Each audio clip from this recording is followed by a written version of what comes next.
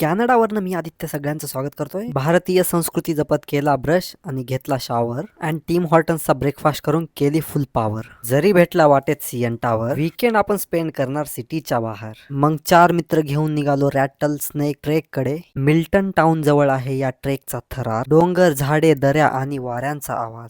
Entry fee भरली आणि गेली मॅपवर नजर. मग टाइम न घालवता सुरू केली ट्रेकिंगची सफर. निसर्ग फील करत करत या स्टेअर्सने खाली आलो, जिथे काही लोक रॉक क्लाइम्बिंग करत होते, जोशात आणि उत्साहात वर चढत होते. मग आम्ही पुढे गेलो, जिथे निसर्गाची हवा फ्रीली फिरत होती, मनाला एकदम शांतीचा आणि आनंदाचा अनुभव देत होती. डोंगर आम्ही उतरत गेलो शांत पावलांनी, मग परत चढाई केली फुल जोशाच्या लाटांनी. पण खरं सांगतो, थोडीशी आमची पण फाटलेली. मग आलो पुढे चालत चालत आणि भेटलं हे रॅटल स्नेक पॉइंट ठिकाण, जिथे हा व्ह्यू पाहून हरवलं मात्र भान. क्षणभर वाटलं इथेच आहे काय स्वर्गाचं स्थान, आणि या घन्या जंगलात वॉशरूम बांधणारा खरंच आहे महान. मग हा 5 किलोमीटरचा ट्रेक संपून आम्ही आलो पार्किंगमध्ये.